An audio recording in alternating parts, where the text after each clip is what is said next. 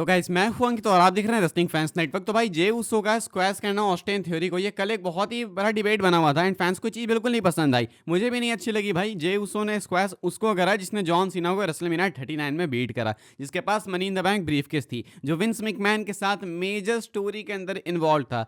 इसको स्क्वैश करा जे उसो ने कुछ सेकंड्स में एंड सिर्फ एक मूव के साथ में, जो स्पीयर था या क्रॉस बॉडी था भगवान जाने। लेकिन ऐसा क्यों हुआ, इसके पीछे एक और रीजन है, वो मैं आपको बता देता हूँ। ये अपडेट निकल के सामने आई है रसल बोर्ड्स की तरफ से। कहा जा रहा है Jey Uso versus Austin Theory was reportedly originally plan to last 11 minutes. This match was spaced out for 11 minutes last night. I don't know if Cena drawing out the opening of the show affected it, I know it affected other things on the show. कहना है Russell boards का कि ये जो match था जे उसो and Austin theory का, ये originally suppose था भाई कि 11 मिनट का होगा, मतलब लगभग 11 मिनट का होगा, लेकिन ये कुछ स्टार्टिंग सेकंड्स में ही खत्म हो गया, लगभग 1 मिनट के अंदर में ही। अब ऐसे में इसके पीछे रीजन बताया जा रहा है कि शायद जो जॉन सीना का सेगमेंट था, प्रोमो सेगमेंट स्टार्टिंग वाला, वो रीजन रहा है मे बी बिकॉज उसने बाकी सारे सेगमेंट से टाइम लिया है, बाकी सेगमेंट से टाइम कटे थे, तो शायद जे उसो एंड ऑस्टिन थ्योरी का मैच भी उसका ही एक पार्ट है। हालांकि फैंस को ये चीज़ समझ नहीं आ रही कि जब नेटफ्लिक्स के ऊपर हो आप, नॉर्मली 3 घंटे की चलती थी मंडे नाइट रॉ,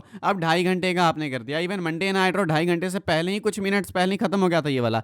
तो आखिर टाइम कहाँ से काट रहे हो भाई, तो मतलब क्यों काट रहे हो? जब 2.5 घंटा तुमको चलाना है, 2.5 घंटे तो चलाओ, फिर टाइम क्यों काट रहे हो? मुझे क्या लगता है मैं आपको बताता हूँ। मुझे लगता है कि जे उसो एंड ऑस्टिन थ्योरी का मैच इतना ही लंबा होना था। बाकी में से हो सकता है कि इन्होंने टाइम काटा हो, लेकिन ये वाला मुझे लगता है इतना ही लंबा होना था, बिकॉज यार एक मूव के अंदर आप अगर फिनिश करा रहे हो तो मुझे लगता है ये बहुत बोल्ड डिसीजन है। एंड ये ऐसा नहीं कि टाइम काट के आप ले लोगे, या तो आप मैच डिस्क्वालिफिकेशन से एंड कर देते, नहीं तो जे उसो पे अटैक हो जाता, कुछ ऐसा हो जाता। लेकिन ये मैच चला ही इतना लंबा है। हालांकि रिपोर्ट की माने तो 11 मिनट लंबा ये मैच होना था, लेकिन क्योंकि जॉन सीना का प्रोमो लंबा हो गया, जॉन सीना के प्रोमो ने टाइम काफी ले लिया, तो ये वाला मैच छोटा हो गया। एंड छोटा इतना छोटा हो गया भाई कि जे उसो ने ऑस्टिन थ्योरी को स्क्वैश ही कर दिया। अब आपके ऊपर, आप कितना बिलीव करते हो इसको, कितना नहीं, वो बिल्कुल आपका डिसीजन है। आगे बढ़ते हैं गैस, हम लोग बात करते हैं जे उसो के ही बारे में। तो जैसे मैंने आपको बोला कि बहुत ही ज्यादा आउटरेज था फैंस का इस चीज के ऊपर कि भाई इसने ऑस्टिन थ्योरी को स्क्वैश कैसे कर दिया, ये कैसे कर सकता है।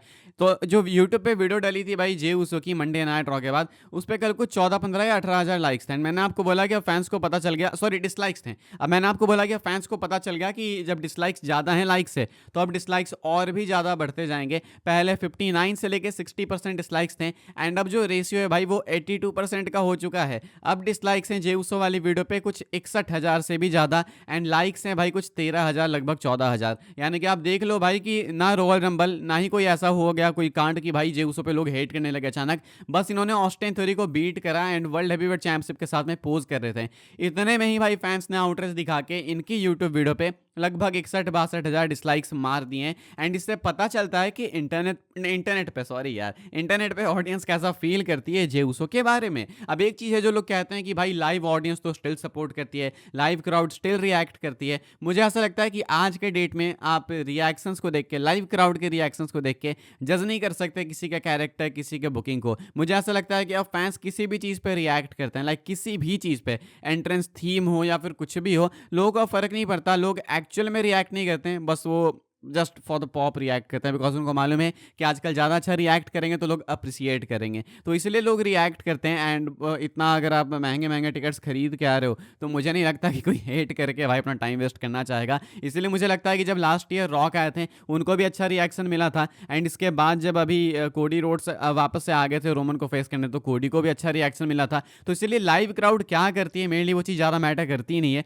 रेसलर्स के लिए करती होगी, बट आई थिंक जो जे उसो के लिए हेट है वो और भी ज़्यादा डेवलप होते जा रही है फैंस के बीच में। एंड लगता नहीं है कि जल्दी से जल्दी ये चीज़ डब्ल्यूडब्ल्यूई कुछ सुधार ला सकती है। आगे बढ़ते हैं गाइस, हम लोग बात करते हैं mister hustle loyalty respect John Cena के, आई एम सॉरी, हम लोग बात करते हैं mister human being John Cena के बारे में। भाई जॉन सीना एक और स्मैकडाउन के एपिसोड के लिए कंफर्म किए जा चुके हैं, एंड ये भी एक मेजर एपिसोड है बिकॉज ये रेसलमेनिया के बाद का ही है। ऐसे रेसलमेनिया के तुरंत बाद वाले में तो सीना है ही है, लेकिन उसके आसपास के एपिसोड्स में भी सीना होने वाले हैं। एंड बैक टू बैक सीना को एडवर्टाइज किया जा रहा है भाई। जॉन सीना रेसलमेनिया में होंगे, हमको मालूम है। रेसलमेनिया के बाद वाले मंडे नाइट रॉ के लिए सीना को कल एडवर्टाइज किया, वो भी मैंने आपको बताया। इसके बाद जॉन सीना ऑलरेडी एडवर्टाइज हैं उसके बाद वाले स्मैकडाउन के लिए, एंड अब जॉन सीना 9 मई वाले एपिसोड के लिए भी अनाउंस हो चुके हैं। आप देख सकते हो John Cena is officially advertised for the May 9th episode of SmackDown, यानी कि जॉन सीना भाई इस वाले स्मैकडाउन में भी होने वाले हैं। अब फिलहाल के हिसाब से भाई मुझे ऐसा लगता है कि WWE जॉन सीना को चैंपियन बनाएगी। अगर आप हर वीक आ रहे हो तो मुझे लगता है कि जॉन सीना चैंपियन बन के चैंपियनशिप डिफेंड करने ही आने वाले हैं। आई मीन हर हफ्ते डिफेंड नहीं करेंगे लेकिन उसके बिल्ड के लिए आने वाले हैं,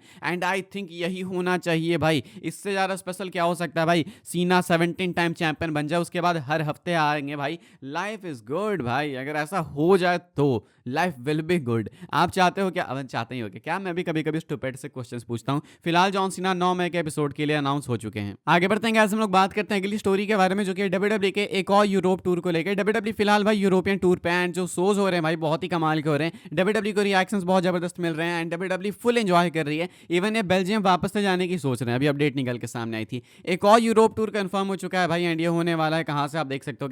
WWE यूके वालों ने अनाउंस करा breaking the road to WWE class in Paris begins August 2022-2025 with SmackDown in Dublin and Lyon, Monday night on Birmingham and more। तो यहाँ पे भाई WWE जाने वाली एक बार फिर से यूरोप टूर पे, एंड ये क्लास इन पेरिस होने वाला है भाई। कहाँ कहाँ से आप देख सकते होगे, I mean class in Paris का जो टूर है कहाँ कहाँ पे होने वाला है। स्मैकडाउन के 2 एपिसोड्स होने वाले हैं इस टूर में, एंड मंडे नाइट रॉ का 1 एपिसोड, बाकी सारे लाइव इवेंट्स है। यानी कि ये भी अलग अलग टाइमिंग पे है, यानी कि अब ये जो शो है जितने बजे एयर होगा उतने बजे आपको देखने को मिलेगा। ये होने वाला है भाई 22 अगस्त, 25 अगस्त, 29 अगस्त को। अभी काफ़ी टाइम है, नेटफ्लिक्स पे आप इसको देखोगे मस्त भाई। एंड मेरे अकॉर्डिंग ये कुछ टाइमिंग ऊट पटांग से ही होगी। हो सकता है कि आपको नॉर्मल टाइमिंग पे देखने को मिले, यानी तो हो सकता है आधी रात देखने को मिले, यानी तो हो सकता है दोपहर में देखने को मिले। तो अब जब भी होगा तभी आपको देखने को मिलेगा। ये है नेटफ्लिक्स वाली डील का फायदा, एंड चाहे वो मंडे नाइट हो चाहे वो फ्राइडे नाइट स्मैकडाउन हो। नेटफ्लिक्स वाली चीज़ के ऊपर पिछली वीडियो डाली है मैंने, वो भी आप जाके देख सकते हो। आगे बढ़ते हैं गाइस, हम लोग बात करते हैं अपनी आखिरी स्टोरी के बारे में, जो कि final boss great one the rock को लेके। रॉक के नेक्स्ट WWE अपीयरेंस को लेके एक अपडेट है। रसल वोट्स की अपडेट की तरफ मैं आपको वापस से लेके जाना चाहूंगा। रसल वोट्स ने कहा था कि WWE यूरोप टूर पे जाएगी, वहां पे John Cena back to back appear होने वाले हैं। उनमें से ही किसी एक एपिसोड में आपको final boss great one the rock भी देखने को मिलेंगे, यानी कि जॉन सीना के साथ साथ में रॉक भी होने वाले हैं। अब एक एपिसोड निकल चुका है, जॉन सीना अगले हफ्ते आने वाले हैं मंडे नाइट रॉ में, एंड इसके बाद भी शायद जॉन सीना अगले एपिसोड में होंगे, उसके अगले एपिसोड में। अब इन दोनों में से ही किसी एक एपिसोड में होने वाले हैं रॉक। मुझे लगता है कि अगले एपिसोड में ही रॉक हो सकते हैं। अगला हफ्ता काफी स्टैक्ड है, सीना एंड कोडी आमने सामने आने वाले हैं। शायद कोडी में भी एंड में प्रोमो में एक्चुअल में अपर हैंड ले लें, एंड जब लगे भाई कि कोडी एक्चुअली में सीना को कुक कर रहे हैं प्रोमो में, तब आ सकते हैं रॉक, अगर ट्रिपल एच एक्चुअली में कोडी को सेव कर रहे हैं तो। लेकिन अगर अगले हफ्ते भी नहीं आते हैं तो मोस्ट लाइकली आपको उसके अगले हफ्ते रॉक देखने को मिल सकते हैं। कुछ लोगों को लग रहा है कि रॉक इस स्टोरी से बिल्कुल अलग है, बिकॉज जॉन सीना ने अपने प्रोमो में रॉक को मेंशन नहीं करा, कोडी ने नहीं करा, तो क्या पता रॉक एक्चुअली में बिल्कुल अलग हो, क्या पता रॉक का बस वहीं तक का पार्ट हो। हालांकि मुझे लगता नहीं है। रॉक ने प्रेस कॉन्फ्रेंस के अंदर बोला था कि अभी काफी कुछ होने वाला, हम लोग आएंगे साथ में, ये वो प्लान्स भी है WWE के पास ट्रैविस स्कॉट वगैरह के लिए, तो मुझे लगता है साथ में होंगे ये। बस देखना है कि रॉक अभी नेक्स्ट कब आते हैं, या तो अगले रॉ में, नहीं तो उसके अगले रॉ में आने के चांसेस काफी ज्यादा हैं फाइनल बॉस के। फिलहाल भाई इस वाली वीडियो के लिए सारी अपडेट्स थी। आई होप्स आपको इन्फॉर्मेशन मिली हो तो वीडियो को लाइक करें, शेयर करें, सब्सक्राइब करें चैनल को, ताकि आने वाले टाइम के अंदर आपको और भी सही WWE की न्यूज अपडेट जानने को मिलते रहे। फॉलो कर सकते हैं आप लोग मुझे इंस्टाग्राम एंड ट्विटर पर, लिंक आपको मिल जाएगा डिस्क्रिप्शन में। ज्वाइन कर सकते हैं व्हाट्सएप चैनल को, उसके भी लिंक डिस्क्रिप्शन में। मिलूंगा मैं आपसे अगले वीडियो में, तब तक के लिए good bye, thanks for watching.